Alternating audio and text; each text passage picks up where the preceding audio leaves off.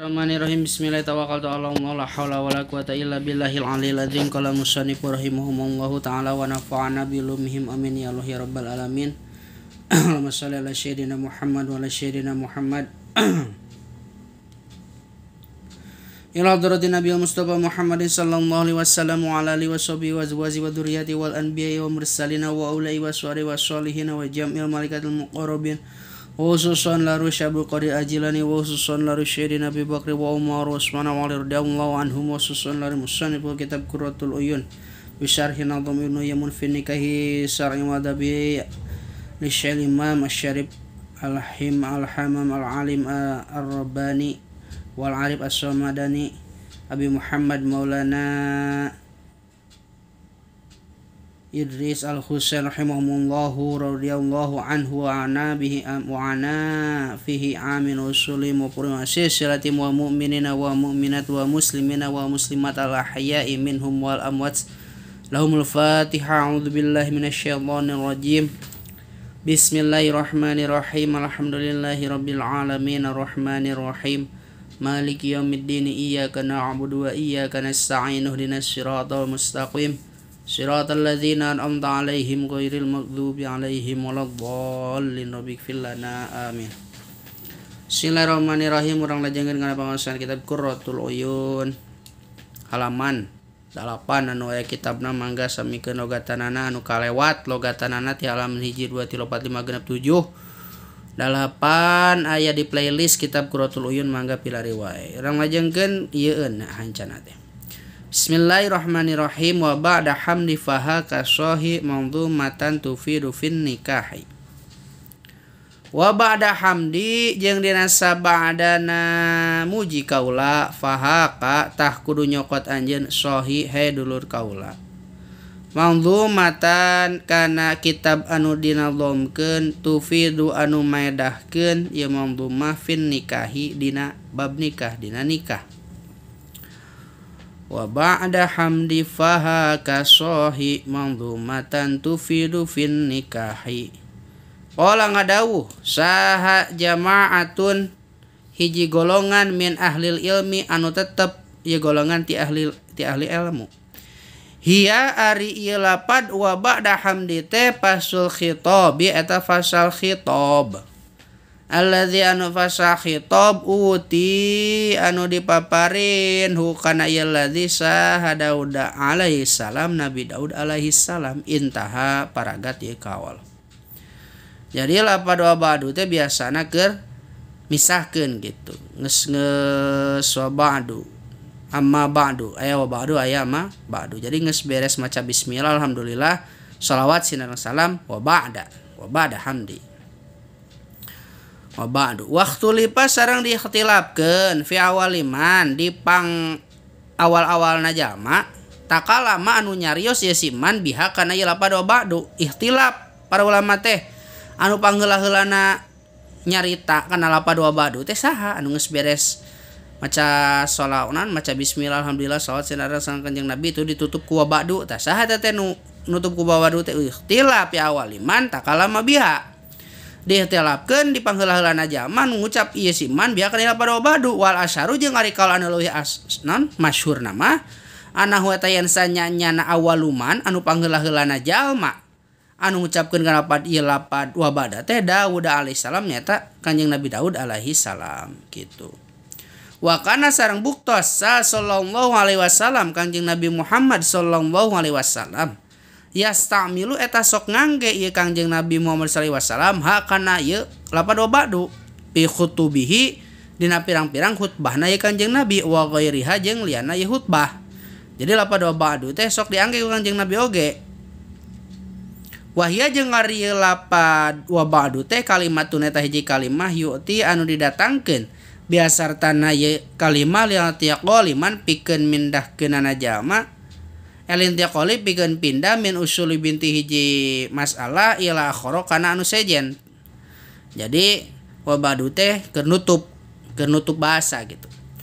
Jika wa ba'du dina sabadana maca bismillah alhamdulillah shalawat sinareng salam. Jadi dibaca teh kan miti teh alhamdulillah anu ceramah mitina kan maca assalamualaikum dulu, bismillah, alhamdulillah, tuluy maca sholawat salam ka Kanjeng Nabi, tuluy ditutup ku wa ba'du. Itu berarti dina sabadana anu geus ditutur gitu.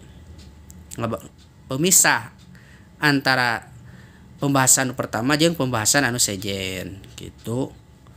Wa takunu sareng bukti ieu lapad ba'du teh ma'a amma sartana lapad amma, kadang make amma ba'du gitu.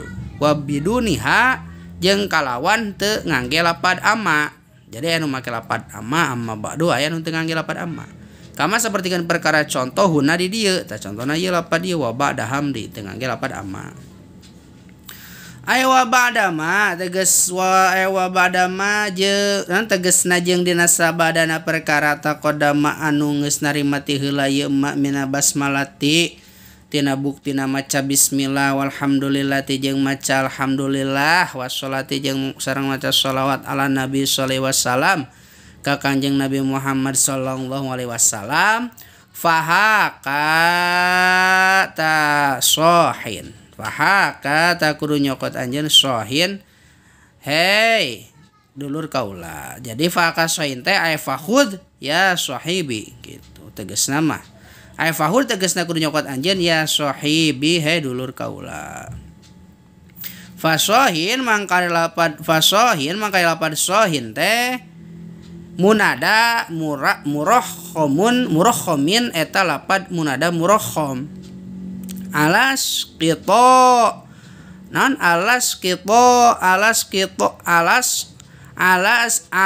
koto ti harfin nida netepan kana ngabuangna huruf nida. Wa qauluhu jeung ari dawuhan kinazim mangdumatun lapad mangdumatun air juzatan eta tegesna ngangge baharojaz tupidu anu maedahkeun ieu baharojaz fin nikahi dina atau tufidu anu maedahkeun ieu kitabna dhoman mamdumah fin nikahi dina masalah nikah dina bab nikah. Fi hukukil zaujaini tegesna dina pirang-pirang hakna salaki pamajikan. Wa majeng perkara ya ta'ala ko anu narima cumantel ieu ma bidzalika kana ieu hukukil zaujaini min adabi dukhuli tina buktina pirang-pirang adab-adabanana asub wal walimati sareng walimah wal wati sareng jima wati wa kaifiyatihi jeung pertingkahna jima pertingkahna ngawati. Oke bakal dibahas wa ghairu dzalika jeung lian-lianna ieu mazkur. Summa inna nikaha tuluy sanyanyana ari nikah ta'tari eta anyar datang hukana ieu nikah non al ahkamu pirang-pirang hukum syara al khom 1 anu 5 ieu hukum.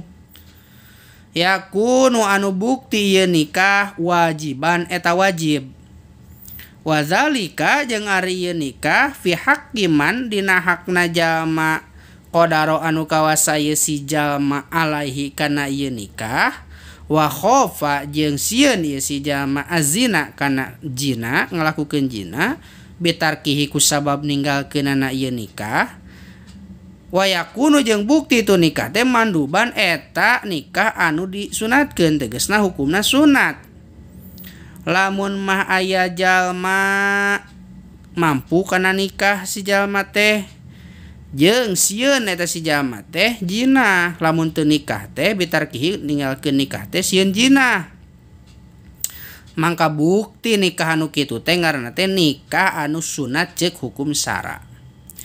Wazalika jeung ari nikah fi hakiman jeung ari itu nikah fi hakiman di hakna jalma roja anu hayang ya si jalma nasla kana boga turunan tetapi ari nikahna jalma anu hayang niatna boga turunan walam yakhob jeung teu sieun eta si jalma azina kana zina bitarki ku sabab ninggalkeunana ieu nikah roghibana resep eta si jalma pihi dina ieu nikah mlatawa teu resep walau qad ihi jeung sok sanajan megatkeun ieu nikahu ka eta si jalma an ibadatin tina ibadah ghairu wajibatin anu henteu wajib wa yakunu mangka jeung bukti itu nikah teh makruhan eta nikah anu makruh jeung hukum syara. Jadi lamun nikahna di jalma anu hayang boga turunan tetapi manehna teu sieun jina kusabab kawin, urang mah kawin teh hayang boga turunan lain sieun zina mah urang mah osok wae gitu. Urang mah nikah teh hayang boga turunan beh gitu tah niatna teh. Walau kata jeung megatkeun nikah kata si jalma tina ibadah sanajan ibadahna teu wajib eta nikah nu kitu teh nikah anu di makruhkeun hukumna. Wa dzalika wallahu a'lam bissawab. Kira jeung gede.